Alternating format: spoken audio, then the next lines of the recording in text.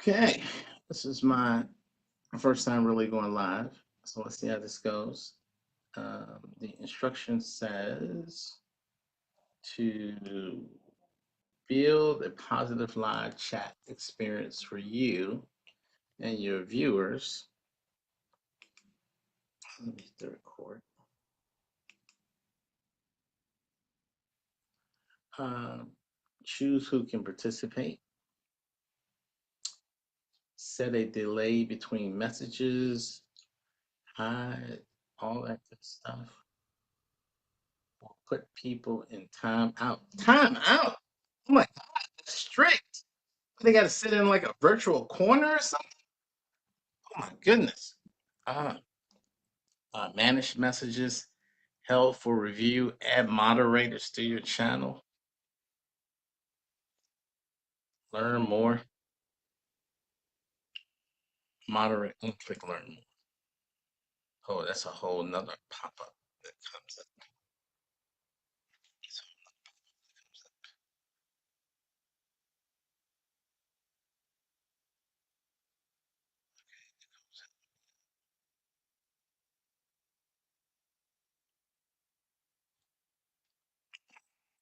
Do you see a link to join? Is that the only? Oh, I don't know if you wanted that yet. So engage with your audience. Let me see. This might be a way to get it in.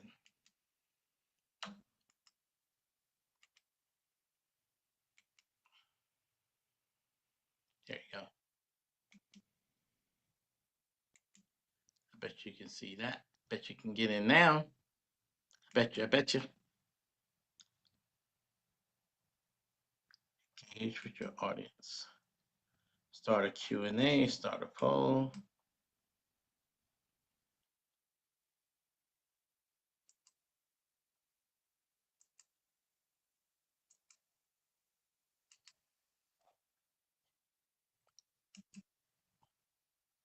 Yay. Okay. So I'm going to see how this works because I'm going to try to share my screen.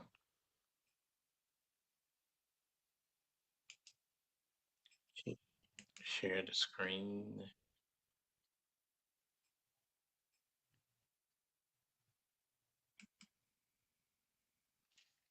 This will be on Sunday. But I will be flying blind to see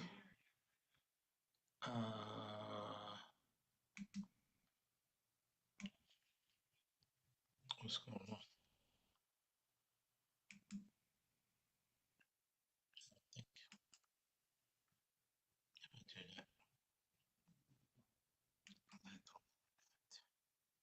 Still be able to see the screen. I guess it probably doesn't matter if I'm able to see what's going on in Zoom world or not.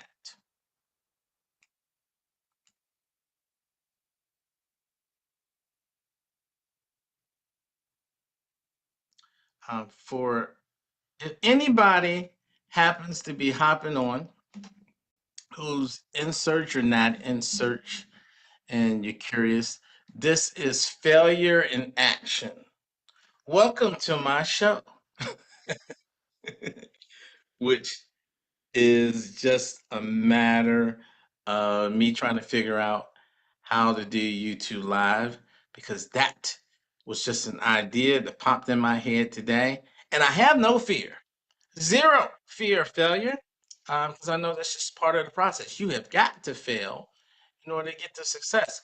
So this is day one of failing, and I embrace failure like it's nobody's business. So if you are going to fail, hopefully you get some good information out into the universe too. This is what we're going to do.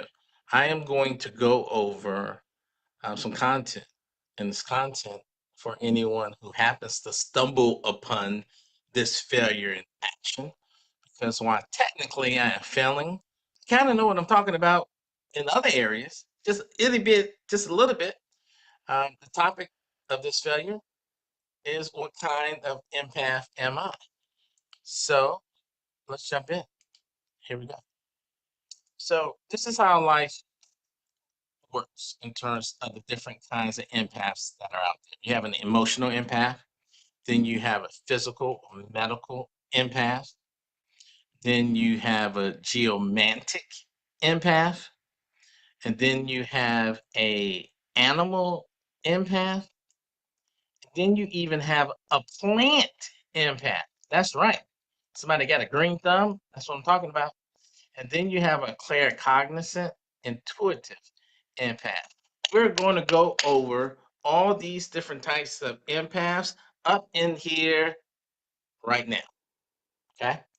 Now, so let's talk about the emotional empaths first.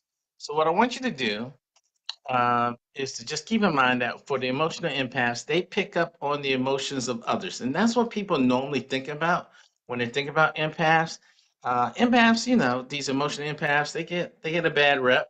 They're like normally considered to be the softies, the emotional ones. They're kind of sensitive, right? Why are you so sensitive and stuff?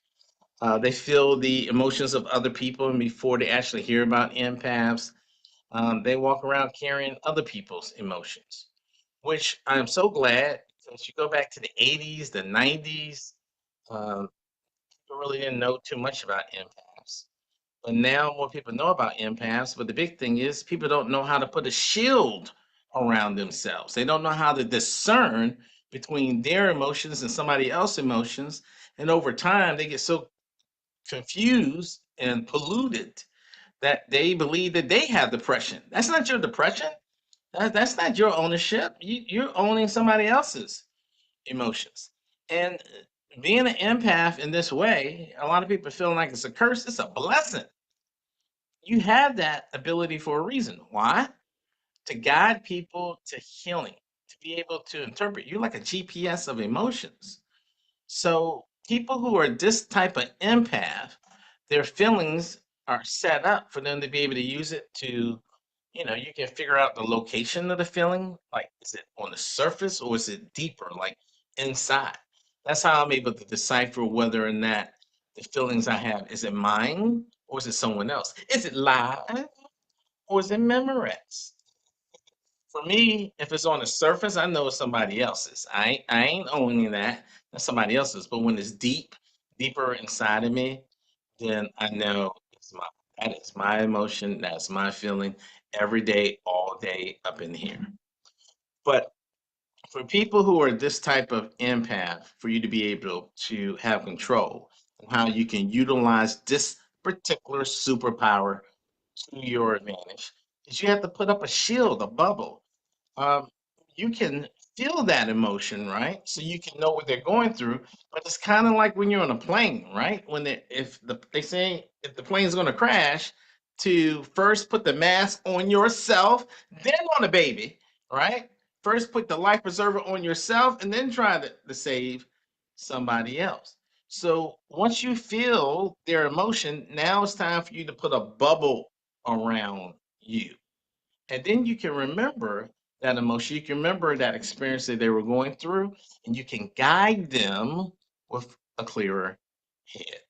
So it's all about your imagination when it comes there. It's not hard, it's not difficult. Like for me back in the day, I was really big into comic books. And I don't know if you ever heard of the Fantastic Four. They had a character called the Flame, and he would just say flame on. And that's how I used to do in order to turn on my bubble. I would just say flame on. And then I would imagine a bubble that was around me that protected me. When I'm in meditation, I imagine that the sun comes down directly into my heart. And then I imagine the moon comes down directly into my heart. And then I shoot the power of both up out the top of my head and comes around and encircles my body. And then I send out the intention that nothing but light and love can enter within my bubble and exit from without my bubble. And that's what I do in meditation. And if I'm going into a meeting or if I know I'm going in big crowds, because everybody got dirty energy when you go into these big crowds. You don't know what's around there. So I do that proactively ahead of time. If you're a real sensitive, emotional empath and you know that, then do that. If you go into a family reunion and you know Crazy Larry is going to be in there, your crazy cousin Larry, you've been crazy ever since you were kids. So you know you got to put up that bubble too for Crazy Larry. So these are some of the things that you can proactively do. And we're just on the emotional empath. I spent a little bit more time on it because this is the one that gets most of the love. But there are more types of empaths than just this. And some of these others, you don't know.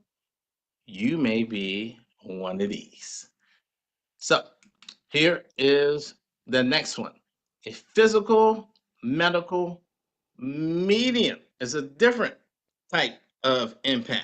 Oh, let me let my brother John on. Oh, that's cool. John's getting on the Zoom so we can double practice on this.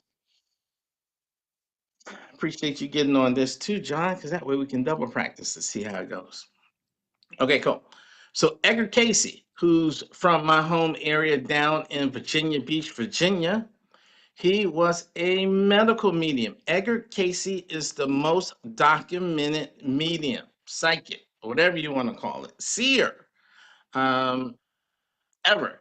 He did thousands of readings, and in his later days, he used to get thousands of mail requests for him to do. He would go into a deep trance and he would be able to feel the sense what other people are going through. Um, my experience personally around this is something called prana healing, where you're able to sense and feel the energy of people and do scans and go back and forth with that. Being able to tap into something called the Akashic Records too, as well, energy shifters. And when you're using chronic healing, that particular method, it's all about first looking at the person, being able to do a scan of their existing physical condition, seeing their energy, being able to figure out where there's gaps. And it comes off the premise of anyone's illness, disease, or anything that's physically wrong with someone is either due to a depletion of energy or too much, right? So you either have too little or too much. Someone gets cut or you hit your knee, then it's a depletion, it's a taken away. Or if, let's say, someone knows poison, or so maybe that's something that needs to be taken out. So there's a technique that chronic healers do where they are scooping out, kind of similar to Reiki. I think they're like cousins in a way, in terms of modalities, spiritual modalities. But then you also have the adding on, where you can have a hand here. It's like a quick tutorial, right? So don't think that this in any way makes you like, oh my God, I'm a pranic healer now. I'm just giving you an overview where you can use your left hand, tongue to the roof, inhale, inhale, bringing light and love in even particular colors in through your hand. And then you are tongue on the roof, exhaling, and it is going out that way too, um, as well. So you inhale in, and that's adding energy in. So you have a scooping and taking out, and then exhaling and putting in. So that's that type of medium, empath or whether physical, medical. Now, as we look at the next one, geomantic empath. They have place or environmental. So those with this ability have a fine attunement to the physical landscape. So they go in particular places and they feel it. Like they can walk in a particular area. It could be a house. It could be a particular place on a planet. Drawn to sacred stones. I went to Stonehenge. I went to Sedona. I was at the Great Wall of China, certain religious temples. I was in India and I was going to this place near an area outside an area called Bhopal. And as we got closer, I had no clue where my friends were taking me. Like, we got a surprise, we're taking you someplace. And as we got closer, I just feel it. It was just a different feeling. It felt like sacred. And then as we got closer and closer to it, once we got there, it turns out that part of the remains of Buddha was at this place. Apparently, Buddha's remains are scattered in different places. That's kind of freaky to me. When I die, for the record, maybe we need to keep this thing on YouTube. I want all my remains in one place. It's kind of, I don't like that. But anyway, the geomantic empaths have a certain connection to Mother Earth. So I guess in a way, we can also use these people to see if they can send energy to Mother Earth to heal the planet. It has down here one experience. I actually saw a fairy when I went to Sedona, Arizona, the first and only time that I went there. People who have this ability, they have kind of goes over to the plants empath too as well. They can normally have their houses filled with plants and natural sceneries that makes them feel more at home. Using spend time in nature to recharge. So where I live, and I'm in Maryland, we have a forest, and I go through there almost every day. I love it. But the geomantic empath, if this is you, you may not have known this was you. You may not even know this was the empath. You may have thought it was only the sensitive, emotional empaths that exist. But no, these empaths exist as well. And everyone, all these empaths have a powerful superpowers that they can use to their.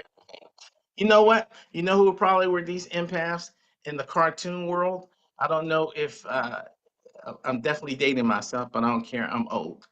I'm 54. Do you remember the Wonder Twins? Wonder Twins activate. I can't remember which twin it was, but one of them was always like nature and weather. That one is definitely a geomantic empath. That's right. Half of the Wonder Twins was a geomantic empath. You heard it here first, folks. Most deaf. Okay, here's the next one. Animal empath. I have a friend. Her name is Dora. She is fantastic. She is an animal empath. They can talk to animals like a pet psychic. They have a strong connection with animals.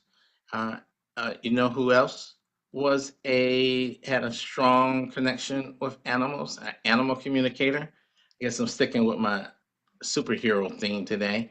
Aquaman. That's right. Aquaman. He had that thing that he would send out. That's He would true. talk to the animals to receive animal guidance. Um, I consider this my spiritual home in the Monroe Institute, Bob Monroe. They are in up in the Shenandoah Valley, close to where I went to college at James Madison University. Love me some Monroe Institute. There is an audio that they have, the Shaman's Heart, where they actually invite animal spirits to kind of guide you. If you're this type of empath, you may want to look up that audio. That would be a good one for you. Let's keep it rolling, folks. Okay, now the plant empath. My mama, she is definitely a plant empath. I got to remind her or tell her about this because growing up, my mama definitely had a green thumb um, because everywhere she went, John, I just saw your message on Zoom. I'm multitasking, trying to figure it out what it means, but I still haven't figured it out. So if I don't do whatever you told me to do, my bad. This is my first time. I'm still in the process of failing. By the way, if anybody new got on, I haven't been able to see. Ideally, I thought it would just be my friend Nicole and then my brother John got on. But welcome to my failure. That's what this is. This is my failure in action because I really haven't done YouTube live before, but I had to start the group that I had that we've kind of been meeting in private. That I was going to do a YouTube live on Sunday, and anytime you're gonna be successful, you got to fail first. That's the road to success. It's failure, and I sure ain't afraid to fail. So this is my failure. So I figure if I'm gonna fail testing out this thing, I might as well try to get some good knowledge out there. So I just grabbed this PowerPoint from a couple of years ago that I haven't seen since God made dirt. I figured if I'm gonna fail, I just fail in public. So that's what's going on. So where are we? The plant empath. Oh yeah, I said I got to remind myself to tell my mama that she's a plant empath.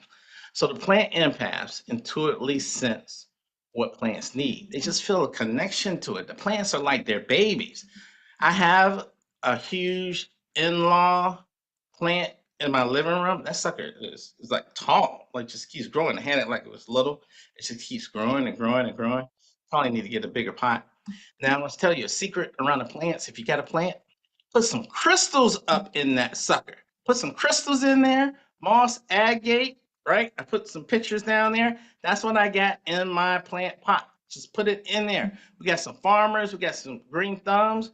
All right, put some crystals in your plant. If you don't get nothing else from my failure with this YouTube going live sucker I'm doing, just walk away and say, the thing was whack, but I learned to put some crystals in my plants, and now I got a damn forest in my living room. Thank you, Willpower Harris. There you go. So, uh, the people who are plant empaths, they also talk to trees. That's right. We used to make fun of people. Maybe not you. Maybe you nicer than me. Like the tree huggers. Well, the tree huggers are plant empaths, and you can talk to trees. One of my closest friends, my shell. My shell, I went to one of her retreats. My shell had this long conversation with a tree. It was a big tree, it was a tall tree. The tree was talking about the tree's brother was around the corner and sister and giving the information. Turns out that one of the wisest beings on our planet are trees. Yep, sure did. I said it. I said it. I said it out loud. One of the wisest beings on our planet are trees. And we just be walking by it, dogs be peeing on it. Just one of the wisest beings. And let me just get this out here. This has been a bone of contention for me for the longest time. There is this book out there called The Giving Tree. That book pisses me off so much. I don't understand it. That tree gave everything. That ungrateful little boy. That's just the most ungrateful little boy. I don't know. Maybe I'm not spiritual enough to understand that book yet. But I just think that little boy's ungrateful. I'm just saying. I'm just putting it out there. So the plant empaths, they have a connection. Um, to plants, to trees. They also probably are able to see the aura. We all, by the way, can see the aura around trees. You may not be able to see the color, that might not be your thing, but all of us, if you can look at certain trees and just look at the tip top, and especially if you can see the sky behind it, you may see a slight little arch around it, a slight little line around it to see the aura of the tree, which is amazing. The first time that you notice it.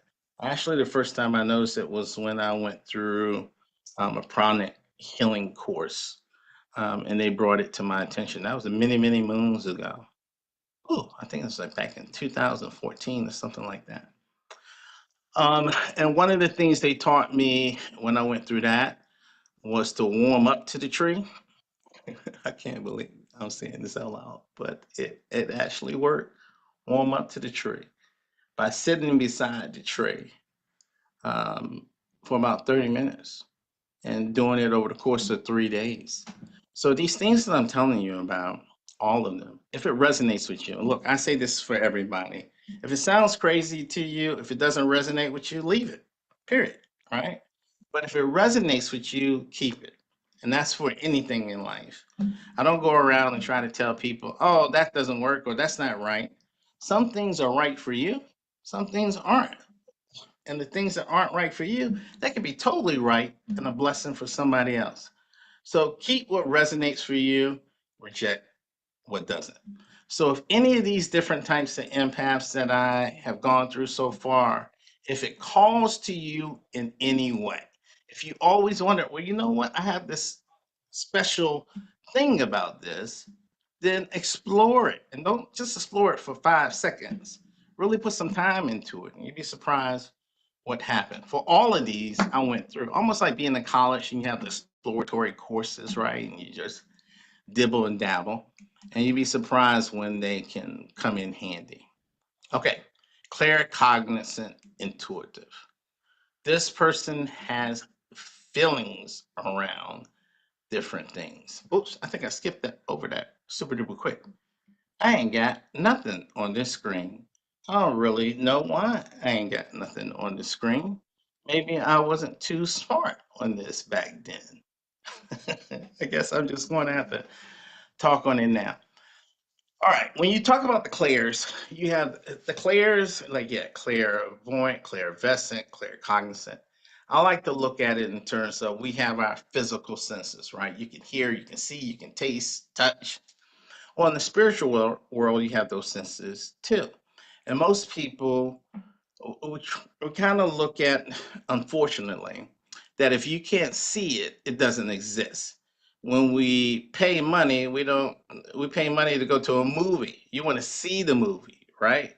So if you don't see things, then we give less credence to it. But when you're meditating, and I don't know if you know me, right? I'm all about meditation.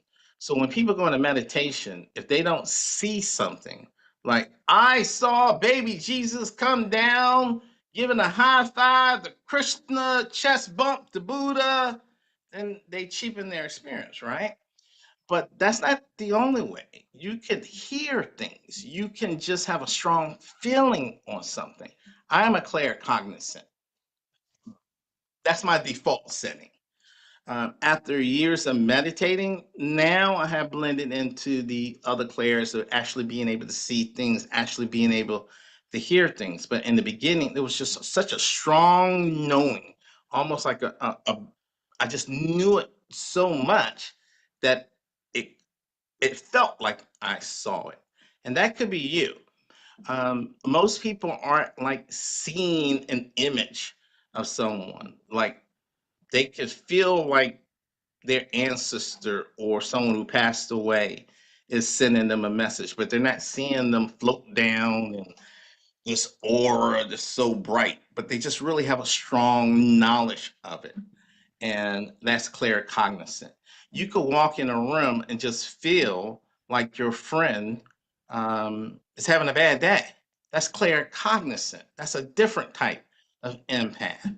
You may not have looked and saw, oh, your aura is kind of funky today. You got that funky green aura. Doesn't that there's something wrong with me. That might not be what you see, but you may just have a strong feeling of it. Or someone may say, well, why would you say that? Well, how did you know that things were off with me? Well, I just knew. And you're telling the truth. You just knew. You can't explain how you knew. You're clear, cognizant. You're that type of empath. Now, why I got this rest in peace over here in the corner, I got no clue. So we're just going to ignore that. You didn't see that. You didn't see that at all. Okay, let's go to the next one. Ah, intellectual empath ability. Actors. The mirror empath. Okay, you know who got this going on? You know who got this going on? The people who can mimic others. So, you know, the comedians who imitate other people, man, oh my God. They are empaths. They're actually channeling other people. But these comedians aren't considering themselves to be channelers, but they are. And then on the right hand side, what I did was I threw out all these other different type of mediums too. You got like a mechanical empath. These people are actually feeling like this microphone I got over here, you guys can't see. Which, by the way, I never understood. I never understood. Maybe because I'm not like a natural podcaster. Why is it cool for you to show your microphone on the screen? Who wants to see a microphone? I don't want to see somebody's microphone. I don't think that's cool. I don't know. That's just me. But anyway, a mechanical empath is someone who can tap into mechanical stuff like a laptop. They actually feel it, right? They name their mechanical stuff. And by the way, depending on the empath you are, it probably speaks volumes to the type of job that you can have. Mechanical engineer who's a mechanical empath, paid. Yep, paid, successful. You have spiritual into if you have a crystal empath too, where the crystals can talk to you and all of that stuff. I think this is the last slide. I think. Yeah. Oh wow, this is old. This goes back to 2020 when I did that. So that's what's up. So I don't know what you guys see on the screen now. Um, I think I have completed my test of whether or not YouTube live and what it's like. It's always a delay. So I'm gonna bring this to you. Oh my God! Hey, more than more than my friend John and Nicole got on this at some particular point in time. So there was definitely there was. Thanks, John. You said it's a 20-second delay. This definitely was an audience for my failure. Well, audience, whoever got on, I appreciate you getting on for me to be able to test this for a good cause. There's so many people out here, I guess, that try to get on YouTube and do stuff for negative reasons or just do stuff in life for negative reasons. That I guess if you are going to fail, try to fail forward. So I appreciate you. Bless you all for the time. Happy Monday, and I hope you have